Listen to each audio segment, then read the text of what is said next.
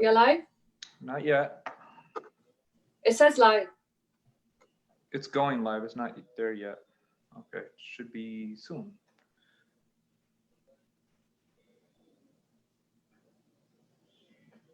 Okay.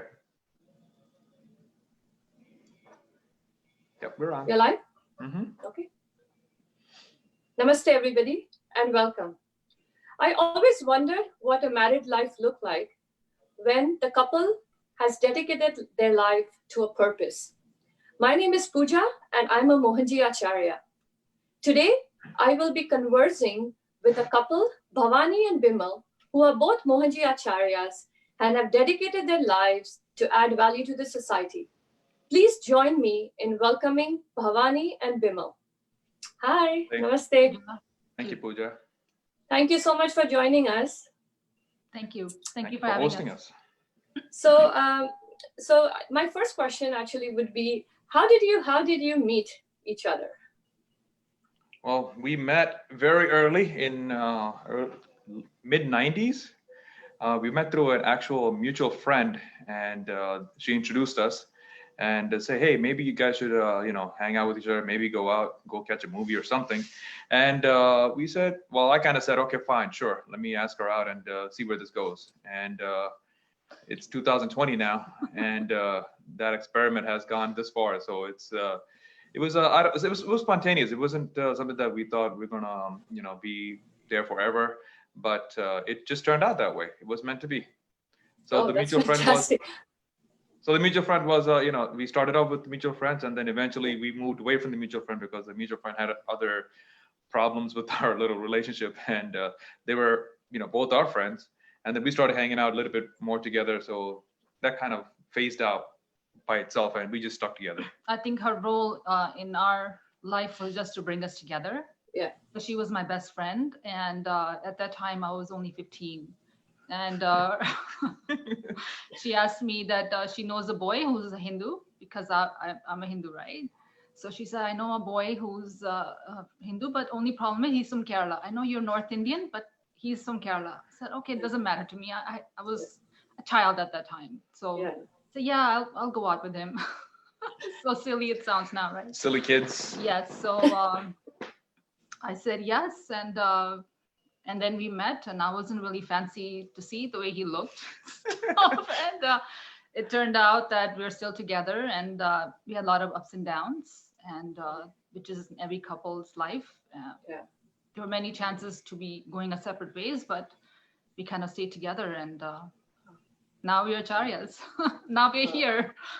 Oh, that's fantastic. Thank you for sharing that. So take me back a little bit about when you met Mohanji, and how you got connected to Mohanji. Well, it's always been it started from me, because, I'm always looking for something to give me meaning since a child. I'm looking for something to give me meaning. And then anything that I did in my life was never fruitful. Just there were so many obstacles in every path. So it just never really felt like a happy life to me. And even I had kids, even I was married, I had every single thing that people wanted. I was never happy inside. I don't know what I was looking for, but I knew I was looking for something. And the last straw for me was in 2011, when I lost my job as a nurse. And it was due to my own error. But looking back, that error was probably divine in nature, because I cannot tell you how that error happened, because it had to be something divinely in nature for that to happen. And I look back and I'm grateful for it, because that brought me down to my lowest of lows in life. I was really depressed for a very long time. And in 2012, I, found a meaning through a temple. And that led me to realize that there's more to life than just, having just normal day-to-day, what normal couples do. Get up in the morning, go to work, just have kids, enjoy your life, go to parties. I've done all of that. It was not giving me anything. And so in 2012, when I realized there's more to this life through you could say, a divine person that I met. And he told me it's okay to be a mom. It's okay to stay home and explore what you can do to your children. So from that moment on, I started studying, looking into a lot of things, blogs, books, and that's when I spiritual nature. I did read a lot of fiction before, but after that, I started reading more of spiritual books, and I came across which a lot of the viewers and we all know, Autobiography of Yogi by Yogananda Paramahansa, and in there I read about Babaji and how this saint was alive after 2,000 years, and that really made me feel like, wow, if this person exists, I would like to meet him. And I was crazy about meeting this person. And even though I was a new mom, my daughter was only 15 months at the time, I found out that Babaji was living somewhere in Badrinath, and I was crazy to visit there. And I even was searching how I can go there. But it turns out that it's in high altitude and I couldn't take my kids there. And that didn't stop me. You know, I kept on searching. And then I came across a blog by Mohanji. It says Babaji and Beyond. I think it's in 3-part series. And I read it. I was like, wow, who is this guy? You know, who had this kind of experience with Babaji? At that time, didn't click in my brain, like, who is this guy? You know, that's all I knew, that it's somebody who was connected to Babaji. And I started reading more of his blogs, more of testimonials by his disciples. And but still, I was not clicking into Mohanji. It was not working for me because my focus was all on Babaji, right? But some things led to some things happened which made me contact Mohanji Foundation, and they're the ones who got me to say, okay, if you want to connect to Mohanji, you should connect to Mohanji by looking at his pictures, you know, reading more of his blogs. So I started doing that. And at that time, I was really getting into Mohanji because I read some experience about Shiva. And there's this whole thing about Shiva Kavacham. There's a blog out there written by Rajesh Kamath. And that is what drew me into Mohanji. Mohanji knew how to draw me in because he knew that I was crazy about Shiva, anything about Shiva, about Kailash, because I was looking to go to Kailash at that time. And I was obsessed and I couldn't go because I had gotten pregnant. So this is right afterwards, I came across Mohanji and I found out he's going to Kailash in 2016. I was like, wow, he's also going to Kailash. So it was all like happening very fast for me and I didn't know how to handle that. But it all kind of worked out that we met Mohanji and he wasn't really fancying that out. Who is this man that I am obsessed about, because I was told I have to look into Mohanji's, pictures to connect to him. And I was lying in bed. I remember lying in bed going to sleep, and then they told me connect to his eyes. I was like, what? What do you mean connect to his eyes? So you have to imagine, like I'm lying next to her and she's looking at somebody else's eyes. Come on, that's not fair. So it was a very strange period because I was not sure what I was doing. And that whole period went on for quite a while until until I met Mohanji. Still, it wasn't solidified, like who he is, what he is. Well, that's how I met him, and he can tell you more about his story. He was not really fancying it. My story is very, very simple. She did all the homework, and I just cheated off of her. Because she did all the reading. She, when she reads something, she'll share what she learned and what she read about.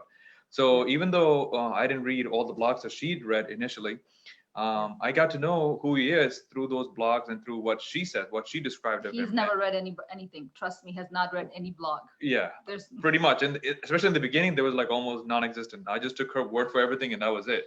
The only blogs that I ended up reading was when we applied for the Acharya blogs, and we had to like refresh everything. Yes. So I went back to the blogs. I helped him to work on those things. From when she told me. So I went back to the blog and I'm like, wait, I know this story. I know this story. I know that story, because every time she would read something, she would tell me. Yeah. So through her, I got closer to Mohanji. And the main reason that I am with Mohanji is because of her. I think I remember, he had never had that desire to be in spiritual life that I did. I always had that the earning to be with the higher consciousness. I don't know what I was looking for, like I said. And that,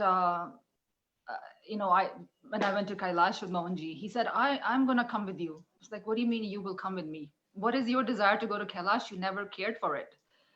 And then, he never said anything. And then it turns out that I found out later he only wanted to come to Kailash so he could protect me from people that he didn't know who I was going with. So he's always had that nature that he has to protect me from unknown people, even Mohanji. And I keep telling him, I am with people that are with Mohanji. Nothing will happen to me. But that thought to protect me has from unknown people. I know there's a lot of fake people out there, fake gurus out there. So he has always had that notion that we don't know who this person is, who these people that she will go with. So it's been And also it's an environment where she goes into. It's in Nepal, it's in Tibet, it's I don't know what's going on. I've always seen the news in the US, and US news is always scary, right? So it was a very difficult decision for me to like let her go alone. Then I said, all right, I want to go to Kailash too. It was in the back of my mind. And she'll say no, but there was a reason I did want to go. Not for Kailash. But mostly because I wanted to make sure she's okay. But there's a caveat to that, because during the Kailash Parikrama, guess who was almost like fainting and not going around properly, and I had to assist her all the way through. Yeah, well, there was a reason for it. Yes, that played out. So it worked out kind of nicely, But did you, Bimal, did you start getting connected to Mohanji after Kailash though? The Bhavani already answered. I know, right? She's amazing. Before Kailash, only in matters of like a dream, because he had a dream about Mohanji. There was a dream before I even saw him that he was waiting in a. It was in April of 2016, March of April somewhere around there. 2016. Yeah. We had not met Mohanji yet. We had never physically met him. Yeah, and we were supposed to meet him, and he had a dream before I even had a dream. So he basically said that like Mohanji always, he knows who you are, he knows what you want. So he gave me the option, and just like she said, it was my impression that I didn't really follow spirituality, I followed religious observances and everything else. But he basically came to my dream as he's walking to like maybe a satsang, what seemed to be like it was like a hallway in between an auditorium and the entrance, and he walks by and he looks at me waiting outside of the auditorium or something like that, and he says to me, "You want to come? You come. You don't." Then I remember in my dream, I said to myself, okay, he's calling me, so I should go. So I think in my dream, I did go into the auditorium, but I don't remember that part. I just remember him asking me, "You want to come? You come. If you don't come, it's okay." Yeah. But I chose to go. So he gave you an option to be connected to him, or there was no option for me, but there was an option for him. Mohanji always gives you an option. You can do whatever you want, right? I mean, he says that there's no forcing of anything. So if you want, you stay with him, you stay with him. But I think after the Kailash trip, it became more clear to me that there was a lot of false things. I wanted to bring this up here today, that I heard a lot of false things about Mohanji that kind of deterred me from being with Mohanji in the early of my path. And after going to Kailash with him, I realized that those things were just not true. At least in my heart, I felt there was some false things that are out there. And people would just say anything to hurt the person's image. And that became more clear to me because I saw how he was with people, how he was unconditional with people, how he loved everybody equally. He didn't have that, I love this person more than you. So I saw that balance of how he, gave himself up selflessly. And I think that made me change my mind. So, but it's also a test. It was also my test. Yeah. No, I think a lot of us go through that, Bhavani, where we have seen exactly what that you just mentioned right now. That test it continues. Yes, and it continues. I agree with you. It continues. It definitely does. Okay, so let's talk a little bit about how you decided to become acharyas. I've discussed this in my testimonial that I did. I always had difficulty in communication. So this is not something that I would have fancied, that I would become an acharya one day. I never dreamt of this. Or doing this. Yeah, or even doing this. So it was all, I think, Mohanji's wish, because he had mentioned that he would be starting something like this in 2017 Kailash trip to me.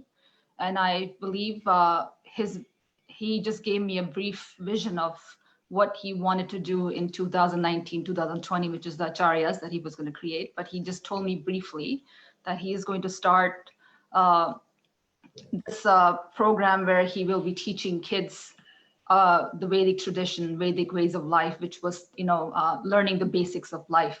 And at that time, I was not sure what he was talking about, but all I knew that was I would love to be part of that because I believed in all the Vedic ways of life, which is, doing homas, doing chanting, and living a dharmic life.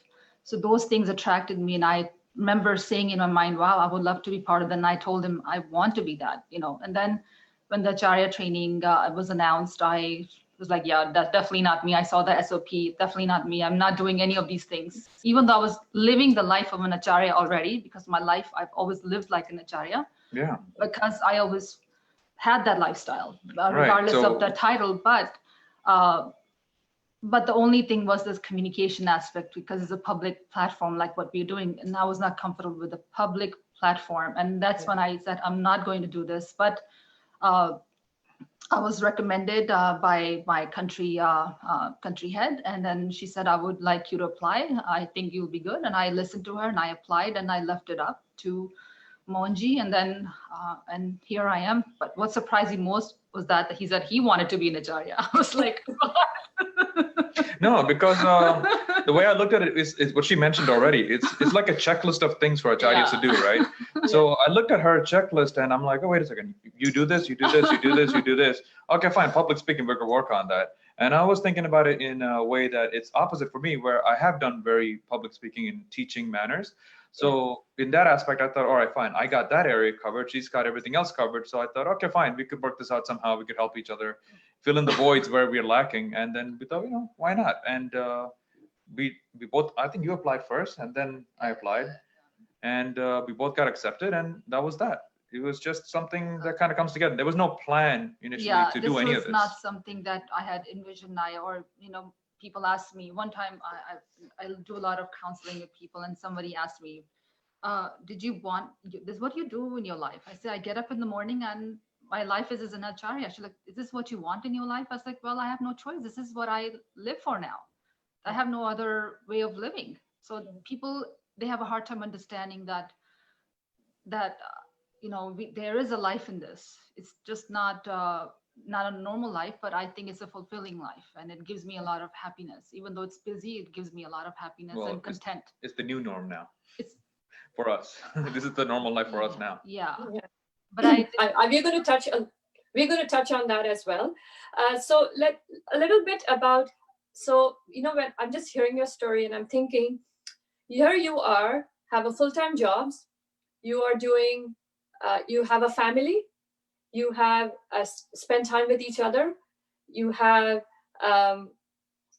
like household chores that we manage, and then you are an Acharya as well. So now I'm thinking, how do you balance all of this and being an Acharya and giving back to the society? Like how does that work? You can do it. Okay. You work full time. All right, so I'm the full-time worker now. We both used to work full-time, but now she is basically taking care of the household.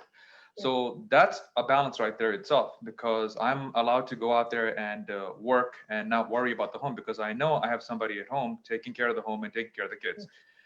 Before that wasn't the case. When we worked full-time with our first daughter, she was working full-time, I was working full-time. We rarely saw each other, and our daughter ended up being not raised, but spent a lot of time with the babysitter.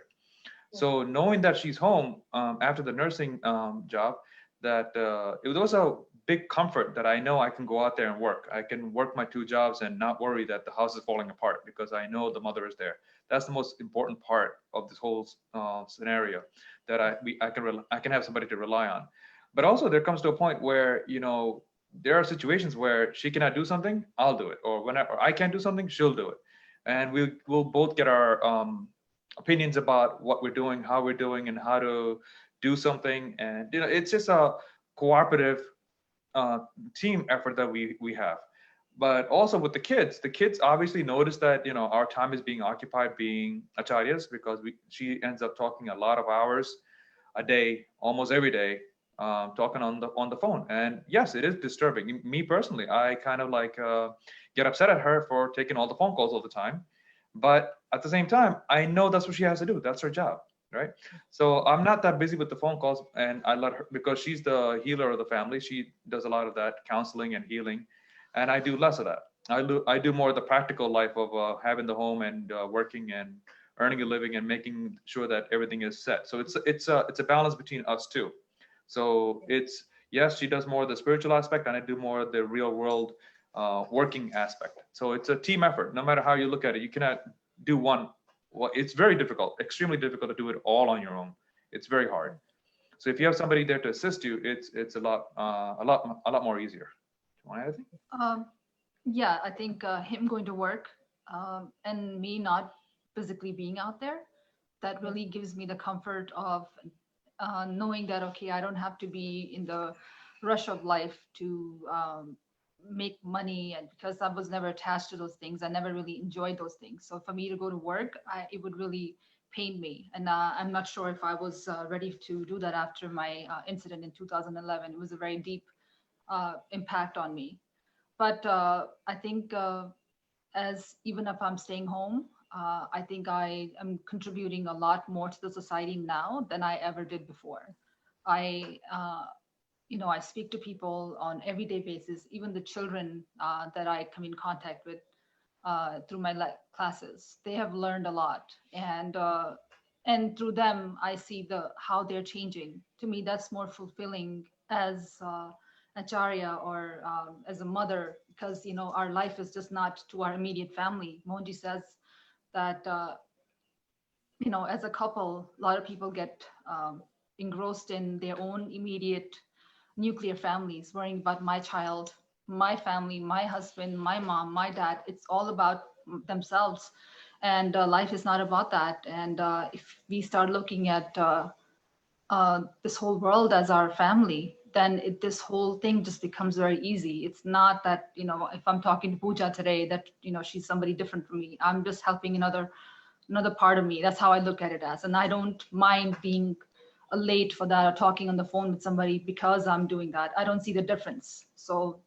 it's not that difficult for me. I just manage kids. Actually, being with Mohanji has helped me because I remember him telling somebody, I think one of his followers, I'm not sure who that is, but I heard it. He said, "You take care of my children and I will take care of your kids." So Mohanji's telling, like, indirectly to us that you take care of my kids, meaning the world, and I will take care of your kids. And I believe that 100% because I hardly spend time with my kids. I'm guilty of that. I'm really guilty of that. Okay. Because I don't have time, I have to cook, clean, and then other stuff. It just gets very time consuming. But I know that they are under good care, and I have no worry in my mind about any of those things because I know somebody is looking after them and they're flourishing, and they're happy. And they're learning what they hear me talk to people, and they learn by what I'm teaching others. So it's like it's a good mix, I think. And even most recently, I think it was 2 days ago, our oldest daughter came up to us and said that, I think I'm going to try to get up early and try to do meditations and all that. I'm like, oh, coincidentally, we have a program of such. And we told her about the early bird club, and we actually she joined that as well. So, they see us and they emulate what we do, like any children do. So if we surround them with positivity and helping people and helping society as in service to society, they will learn that as well. And that's a good lesson any child could learn. It's valuable. And the only thing is that, with service does come sacrifice, because you are there to serve others, not yourself, like she was mentioning. So most of the time goes to serving people around you and not your personal interest. So that's the biggest takeaway from that. You're not there doing all of this for yourself. You don't have the materialistic needs that you have anymore. Right. You don't have any of those. Everything is subdued right now. There's no desire for those things that we did before. We need to go out, party, be with people. It's none of those things are there. It's not the frequency anymore. Yeah, it doesn't exist. Yeah. And even the kids, that's what surprises me is the kids. We think that the kids are kids, but kids are also connecting to the consciousness, because what Bimal said, they connect to the consciousness and they're making their own choices and they're growing up in their own way. I think that's very important. Sorry, Pooja, go ahead. No, it's okay. It's great. It's really amazing information. So how are you both different on this path? Like how is your approach different on this path? To spirituality? Yeah, like with even as acharyas or even as just your approach. Okay, so I can tell you that we are very different personality-wise and everything. We are, I could say, polar opposites sometimes because our opinions and likes and dislikes are very, very different. So even our approach to spirituality is different. She is way more spiritually practicing than I do. She is habitual about doing her kriya in the morning and doing fast and this and that. And I make time when I can. So that's a big difference right there. She has much more dedication to doing all of these things than I do. Partly because of my schedule, because when I do have a free time, then of course we kind of do all these things together. But she does a lot more sadhana than I do, and meditations and everything else also. But as far as connecting to the master and to connecting to the tradition, that's the commonality that we have. So we have our own personal traits, likes and dislikes, but the commonality is that we're on the same path. It might be different speeds, but it's like we're on a car, we're on a highway, we're all on it together, but we all have our own cars, and not all cars travel the same speed on the same lane. Yeah. But it's on the same highway. It's all headed to the same destination. Yeah. Okay. Yeah. He sometimes some things are difficult for me, and I would seek his opinion. Even in spiritual matters, I would look at things from a very different, skewed manner because I am emotional in nature, right? All women are emotional in nature, we can say that. So sometimes some things get not really clear, so I will get his opinion, which is always neutral in nature, and that's where we kind of balance each other out. And we both are different, meaning that I have to constantly tell him, did you do this today? Did you do this today? It's like living with a big child, in my opinion. I have to. It's the third child of the family. It is really, it's okay, I'll admit. People will contact me to get to him because he doesn't really check anything. I have done that. Exactly, yes. Yeah. So, but doesn't mean that he's not doing enough. He does a lot on his sense and spirit in both sadhana wise. He'll do what he can, and I think when he does it, it's really with his dedication that I don't see in myself sometimes. So that's and how I'm different than him. It's like you said, I do things like it's a structured life for me. It's not structured for him. Like, I think if it wasn't for me being structured, he would not be structured. So it's my that one way of looking at things. On the flip side of that coin, if I wasn't so free flowing, this one would be too structured, would be too rigid, right? And would be too not flexible enough to adapt to certain situations. But when Mohanji had said, as a couple, that when we dedicate our life as a couple, when we have a goal to serve something higher than us, then your marriage is successful because you're not focusing on each other. You have a common goal, which is to whatever the goal is for us is to serve others, right? That's our goal as a couple. So that keeps us stable because we don't come in each other's way. Okay, why are you spending so much time on the phone with this person? Because I know that's what he's supposed to do. That's what the path we have chosen. So because of having that one outlook that we have to serve, we have to be there selflessly, it keeps us going. And that goal is needed in every marriage, I feel, because when you lack that goal, your marriage is, we all know after you get married, after 1 or 2 years, it's not what it used to be in the beginning. It all fades, right? And then when we're looking for the original feeling that we had, that is never going to be there. Never. It doesn't repeat because it's always the first time for everything. I like to say that the feeling of being in love, it's temporary, right? A lot of people don't realize it, but they think all the movies, it's happily ever after. They really should make what happened after. So, because it's not all fun and games, and us being together since 1994 till now, it's a long time. I mean, we've known each other for so long, and we've done everything together. What else is there? So it's almost like you don't want to get bored with the marriage, so it's this gives you a deeper meaning behind everything that you do, because there's purpose, like she said. And Mohanji said to us that, this is before we became acharyas. It was during our one of retreats. He said to us, you guys, when you work together, you can be very powerful. That's what he said to me. And I keep that in mind every single time when I'm in confusion, when I don't feel like doing something, when I'm in doubt. I remember his words. You work together, you can be very powerful. That's all I want to know. And I keep going on that note and his thought. I think he must have told me that for a reason, to keep me focused, because he knows that I can destabilize, and he keeps me stable. He is my stability. As much as I think that I'm all great, but he is the one who keeps me stable. I think you both keep each other really well balanced. Yeah. That is what I think it is. Yeah, absolutely. So how do you apply the teachings in general in your married life as well as your social life? Well, we always talk about Mohanji wherever we go. That's what our life is about. We go and somehow I'm not interested in what they're talking about. Then the conversation will turn to something, us guiding them, and then it will turn to Mohanji's teachings. And one way or other, we're doing something with the others. We're doing meditations or teaching on some level. I'll give you an example. It's like Mohanji says, your frequency changes and you attract people of the same frequency, right? Yeah. So even on our trip to Kailash, I think we were sitting next to this. This guy was spiritual, and we didn't know, who he was or what he was.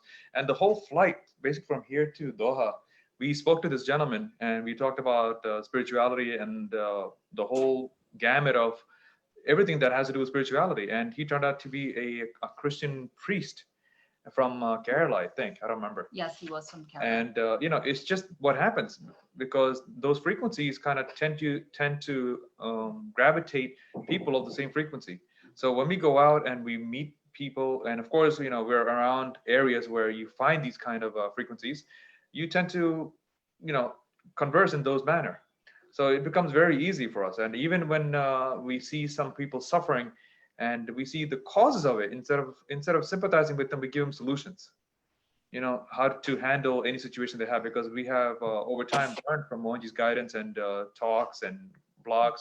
We learned where all of these problems come from. So we're equipped to tell these anybody basically how to find a solution, or direct them to somebody else who can give them the solution. So it's a very different aspect of living and how we associate with everybody. Yeah. Well, I would tend to agree with him. When we meet our family members, it's very difficult for me to be with them sometimes because our frequencies are so different. But there's always a common ground. There's more what's the word? It's acceptance that this is what it is, and you kind of make the situation work in your favor. Before I would have just avoided them or be angry at them. But now, as much as situations can get worse, we don't kind of lose our cool. We are more free flowing, and it's just I noticed that free flow in every aspect of our life, be it just being with family, being with friends, or just being with a stranger or kids. Any level, it's all about just being accepting in that moment that okay, this is happening, and you know what, you just have to be there, and you help the person, whoever's come to you, in any way possible, because they need your help. That's why they were sent to you. And it's a very a beautiful way of living. Yeah, to me, it makes it feel like I'm being service to the energy of God, because we all are that, right? We are helping each other in that way. If you can help someone, why not? Okay. And how do you influence each other or motivate each other on this part? I know you touched a little bit on it, but I wanted to see if you could expand on it. Oh, I can tell you, she motivates me quite a bit, especially on the spiritual side. And like I said before, I'm not the one who is spiritually seeking. I always have this sense of peacefulness inside of me to begin with. Even as a child, I knew that I was connected to God somehow or another. I can't explain it even till today. I know there's a special connection that I do have with the Almighty, but I can't put it to words. But how she influences me and encourages me is that she tells me, like she reminds me when something is coming up. Even through the homas and all these other programs that are coming up, I don't pay attention to the WhatsApp messages entirely too much. So she basically tells me, by the way, this is coming up. Would you like to participate in this? Even the new pop meditation for 41 days, I'm also participating. I was told by somebody else to actually do it on my own, but then she actually volunteered to be conducting it, and I of course said, okay, fine, let's go. So every step of the way, she's leading the way, and I'm just one step behind her. So she's always telling me, let's go, and then I'll be right there. It's just she gives me, because if it wasn't for her, if there was no steering from her, then I would be lost somewhere. I don't know where, Yeah. but she's the driver basically. And I just make sure the car ride is safe and good to go. That's about it. She does all the driving. She gets me there. But he said it right in every aspect. But he also gives me, since he works, a normal couple, let's say, who's not on this path, they have to worry about a lot of things on their plate. They have to go to work. They have a family. They have kids, and spirituality is a luxury, right? So for him to work and give me that time for myself is what this is how he motivates me, I think. Because if I didn't have that backbone of him bringing home the money that we need to survive in this world, we need money to live, right? Because we have to appreciate that aspect. So Yeah. he has that aspect and he gives it to the family. So because of that, then I'm confident enough to do what I need to do. Otherwise, I would not be doing any of this, because I'll be worried about going out there and then I would not be who I am today. So I think in that sense that he's motivating me to be on this path. Otherwise, I would not be here. That's what I feel. Okay. Because money is Um, we look for, right? We need money. yeah, we do. That I agree with you. Yes, absolutely. How is your life change? So how is your life different from before you were an acharya and after you're an acharya? I know you've touched upon it, but if you want to talk a little bit more about that as well. Well, I'll start with the evil one here, because she used to call me the evil one. She said I'm the bad influence, and I was completely the bad influence, Yes. because I'm the one who made her started drinking alcohol too. Shh, don't tell anybody. But it was years ago, of course, and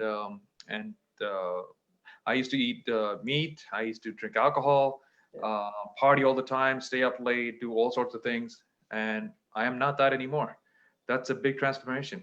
A lot of my friends and family are still doing a lot of the things that they did when they were in their early 20s, and I'm not separated from them, but because I don't do a lot of the things they do, like Moji says, you start losing friends and family. That's how you know Yes. that you're spiritually evolving. Yeah. So it's just that the frequency thing again. So there's been a great change. One of the greatest things that I've noticed in myself is I approach people a little differently. There was a lot of anger and like discontent with a lot of the people that I meet, because I was wondering, why do the people behave like this? But now with the greater understanding, I am able to look at them more of an open eye and try to figure out, all right, why is this person acting this way, and maybe what can I do to help them? So that's a different perspective with every single person that I meet. It's just more trying to, like you said before, it's just service, and you're trying to see what you can do to help society. So what, like Moji said perfectly, what value are you adding to society? That's one constant that rings in the back of my mind whenever I go out there. So even in my classroom, I talk about spirituality and connected to God and this and that. Or when I go to work and I hear arguments and fruitless arguments, and I try to intervene and try to diffuse it in a different way. It's not that I'm participating in the arguments anymore. I'm trying to diffuse the situation. So the whole aspect of living, everyday living, it's completely different. It's almost indescribable, like who I was before, who I am now, and it's just much more, much less resistive path. This is, the other path was very bumpy. This is much more smoother and like easier to follow, even though it doesn't seem like it. It really is. Yeah, that's me. Well, Pooja, like I mentioned to you earlier, that my whole life has been of service. I used to help people regardless of having this Acharya title, right?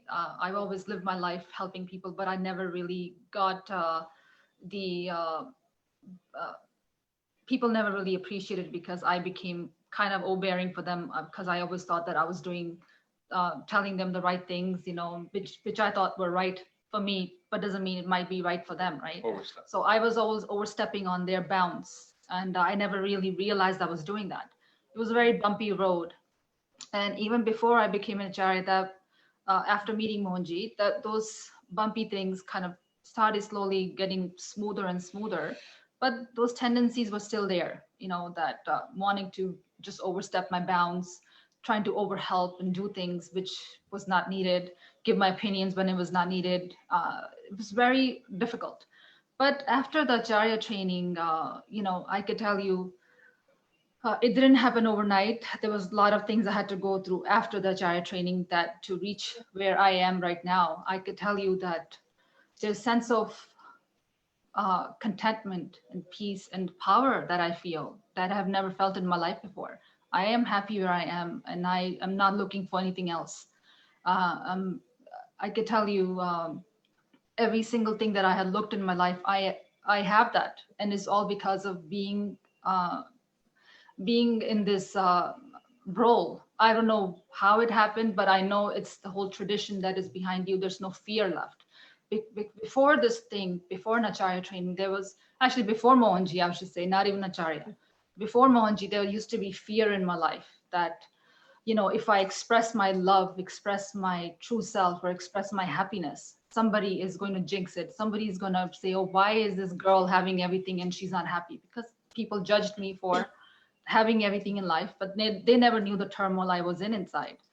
So I always thought that I could never show those things to people. But after meeting Mohanji, he has shown me have no fear. So I live by those rules. And now as an acharya, I feel like there's more sense of purpose, and the fear has completely left me, and I can be who I am. And because of those things, there's so much empowerment that you feel. There's no tamas, there's no that letharginess in your mind. Like, what you have to do, you just do it. And you see things from a higher perspective, and you can see how people are kind of responding to things and reacting to, not responding, I'm sorry, reacting to things.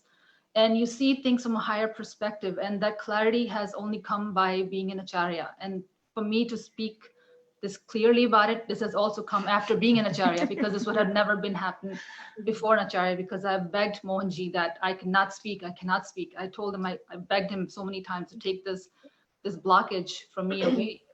He has done a great deal to help me where I am today, and he's given me clarity to speak about it, think clearly. And it's all the, when I see Mohanji, it's I want to be clear that it's not the physical Mohanji. I'm talking about the consciousness is behind it. You feel the consciousness is always with you.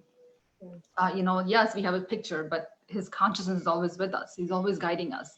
And that presence is what I've taken from this acharya training. That power I feel always. It's like there's no fear in me, and I think that fearless state is very I really cherish in my life as an acharya. And I wish that. And I know others who are not acharyas don't know what that is, but it's okay. He's there. He's there for them regardless, because he's given us that to empower them, and we can, by empowering them, they can empower others. It's just like a cycle. So she did say, take away the fear. That is true, because a lot of us are very fearful of expressing ourselves, who we are on the inside. Who are you? And we're very afraid what others might think of our own personal self. So when you eventually drop that idea that the people will judge you, and they'll you care about what they think about you, then your whole perspective changes. And that's what I think we both share in that matter, because now it's not like we don't care what other people think. Of course we do, but we are basically strong with him standing behind us, literally. He is there. So we have that power behind us, and I know that we can stand strong, and we are expressing ourselves the way we want to be expressing ourselves. It's not pretentiousness or fakeness. It is just who we are. We're just comfortable who we are. Right. It's just who we are, but with more, like 1,000 horsepower behind us. That's all. That's all it seems to me, with no fear. Because I'm still living my life as I did before Acharya, but now it's with more clarity, purpose. and seeing things from higher up, and not reacting to things, and being there for others with more purpose. And it's all because of this platform as an Acharya. And I'm really grateful for that. Yeah. Same No, here. you know what? I totally relate with that, especially the part where, you know, even when we have to do online programs, it is like you are completely taken out of your comfort zone to come out and speak to people. And plus, you know, you're worried about what people are going to think, what comments people are going to leave. That Yeah. thought is also in your head. So I totally understand when you talk about fear of what people are going to think about you. Yeah, but it slowly leaves you. You just do it once, and it just slowly starts fading away, because you realize the impact you're making in a person's life, and then your fears are no longer valid anymore. You just put yourself out there. And whenever I fall into a trap of like being fearful, I just think about what he says all the time. I am with you. That always resonates. You know, whenever I feel fear of any sort, I mean, I do things that, you know, that could bring me physical harm, that, you know, that I know I can actually get hurt. And I'm like, okay, I better be careful before I do this. And I hear, and I, you know, imagine myself with him here saying to me, sitting right next to me, saying that, don't worry, I am here. So that little bit of confidence, it just gives me such a boost that I can, you know, go out there and do anything I want to without that fear. He's always there. The fear is He's what makes us in that state of not doing things and expressing our true nature, because we are afraid That is of true. what others might think, or Yeah. or being judged, or somebody will take our happiness away, because Yeah. that's what I thought. Somebody will jinx me. That was a very deep fear in me, because I've lived with that all my life. People just always judged me, always, and I never expressed myself, never did, and I just kept it in. And now I don't really care what they think. This is who I am, and I am Comfortable. very comfortable in that. Yeah.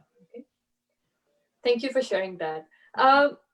What is so unique about Mohanji, according to you? What isn't?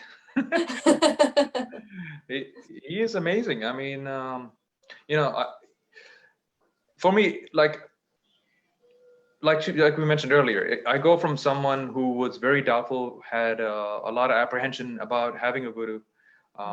Coming from Kerala and the environment that I grew up in, guru is taboo almost. Huh?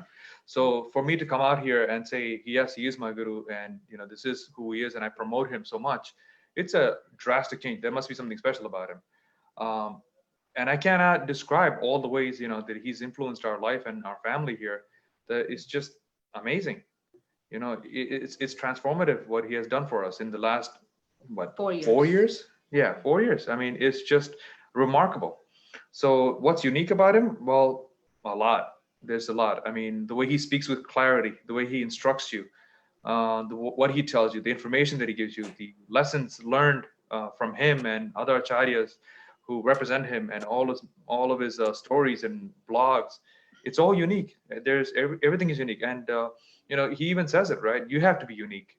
You are born unique. You embrace that uniqueness, and you go with that. That's your confidence. That's the same confidence we were just mentioning. The fact that you are unique and you're not just mimicking somebody else or you're duplicating somebody else, even your online programs or anything else you do, there's uniqueness to it, and that's what makes him unique as well, because his unique approach to how to live life, how to live dharma, how to live consciously, it's all imparted very beautifully. And for me to go from knowing Mohanji as a distant guru that I'm observing to calling him as father, it's a big change. You know, I do address him as father, which a lot of us do, because to us, we are his children in a way. And addressing him as a father is a sign of respect in my part, that I accept him as, you know, a father figure in my life. So he is extremely unique in everything that he does, but very lovingly so. What's special about Mohanji is, before I met Mohanji, I used to look at other gurus, but nothing really ticked with me on them, because their words kind of, I'm a very simple person, just tell me things directly. Don't give me shades of gray. I don't understand shades of gray. He understands shades of gray, and I have to ask him, and I have some gray areas. Okay. Yeah. So, but with Mohanji, that's what drew me to him, is that his simplicity, his clarity, his truth. He speaks the truth to me, and I feel it. and that has kept me with him. When I hear him talk, you just I cannot listen to anything else, and my soul understands what he's saying, and that's what's special. And also, I grew up in a family where I was never accepted in a lot of ways, and being with him, he's giving me so much love as a mother, father, or whoever. But he has given me everything that I lacked, so I no longer feel that I'm missing anything. He's everything to me. And I remember. Uh, on topic of father, I used to wonder, why is everybody calling him father? I never saw him as father because, that was very strange to me. Why are they all calling this person as father? To me, he was Mohanji. But during my Kailash trip, I was pressing his legs, and that was like my first time. I was like nervous. I'm sitting there doing this, and then all of a sudden, a word comes out of my mouth, and I was so shocked that the word came out of my mouth. I called him Achin. I said, why did I even call him Achin? From where? And that's not even my mother tongue. I speak Hindi and I speak English, and Achin means father in Malayalam. So that's completely off. So why would I even say that? And then it made me realize that it's something else spoke in me that connected me on the note that he is the person that I was seeking. And from that moment on, I felt very comfortable calling him father. And till now, I think I see him as my father figure, and he's my mother figure. He's everything to me. And that's what makes him special, because he has given me all the relationships that were deprived in my life, which I can go on and on forever, but I don't feel that I'm missing anything out because I have everything now with him. And I just want to add one more thing. I just thought about it while she was speaking. Very brief, but whenever he tells you to do something, he tells you why you're doing it and how you should do it, very specifically. Because that is one thing. When I grew up, you've been told do this, do that, but we're never given any advice about why. Why does this happen? What's the purpose of this puja? What's the purpose of this? Why do we do this? What's this mantra for? He gives you very clear and concise explanation as to what is the function of this, what is the result of this, and how it came to be. So it's very, very, very like surgical precision where he gives you information. But it gets very, for some people who are not ready for that surgical incision, they may not be attracted to him. But person who's looking for that precision in the truth, they will get attracted to Mohanji and his teachings. But like everything else, like whenever you seek an answer, he always delivers somehow or another. We've experienced that, and I think everybody here has, right? But that's Guru Tattva, right? That's the Guru Tattva is working. So working through him. Yeah. All right. So the last question: what does spirituality mean to you? Say again. What does spirituality mean to you? You take that one first. My whole life is being spiritual. Like I said, I've always lived my life as serving others, and I will continue to do that. To me, that is spirituality. Just being me, and just being. And now with Mohanji with me, it just has more meaning, more purpose, and more clarity, and more power. And I think that's what spirituality is: just me being a useful person in the society, where I'm giving more, not taking. Taking more from Mother Earth. If I can just give more, till the end of my life, I think I'm going to continue to walk this path. That's what spirituality means to me, just being connecting to each person I meet, just the way I would like to be treated, not, disrespect them, not put anybody down, because that's not what we are here for. We are here to uplift others, empower others, because in doing that, we only bringing those aspects in us. So that's spirituality to me, to be in seva of others. So spirituality to me means a bunch of things, but like I said, I was very connected to the higher consciousness as a child, and I remember seeing things, visions there and here when I was much younger, and I knew there was something beyond, and to connect to that, Mohanji gave me many different ways, gave all of us different ways to connect to that higher consciousness. Spirituality to me, it's everyday life. To me, we just did a talk about this recently, and it's still the same message. It's an everyday practice to me. It's in everything you do, from the food that you eat to how you interact with people, what you do before you go to bed, after you get up. the whole space in between is spirituality. You can include spirituality in all of that. But one of the questions that I always ask, and I still don't know, and I tell her about it once in a while, is like, I don't even know who I am. It's kind of like, who is Bimal? Trying to identify who this person is. And I think, Mohanji said it on many different occasions. Your purpose in this life is to find out who this person on the inside is, who you are on the inside. So that's an evolving journey, right? So I'm 42 right now, and as I'm getting older, I'm hoping that I could find out who this person deep inside me really is, because I know who the exterior person is. I know who I am, what my likes and dislikes are. But I think, I'm leaning more towards like, who is my soul? Who is that person residing inside, and where has that soul been? I'm hoping that spirituality will reveal all those answers in the future somewhere, somehow. I don't know if it's going to happen. Like Mohanji said, just flow with whatever you were given, and keep observing and keep moving. Don't obsess about anything. So it's just something, in the back of my mind, just kind of sitting there. But spirituality is a daily practice for me. It's not in any specific sadhana or puja or anything else. It's just constant living. It's just living in that moment and living the spiritual life, no matter what you do. So that's spirituality. And making sure your kids are good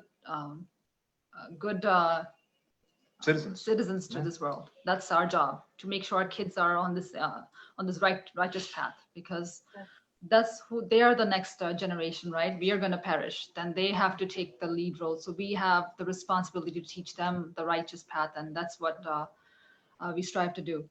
And especially living in this country. Yeah. I mean, it's difficult to connect to that culture and spirituality of the ancient culture and ancient spirituality. So this is a so you live your life, like you said, you wake up in the morning, you do your prayers, you do things, you thank the food that came in front of you, thank the animals that, let's say if you're eating dairy, you thank the animal that brought the dairy to your plate. Because I always teach my kids that, you're going to eat dairy, you don't stop them, you let them do what they want, but give them the awareness where this came from. So teach them the awareness. And I think that needs to extend to other children of others, not just to our kids, because that's not what we're here for. We need to teach all the other kids.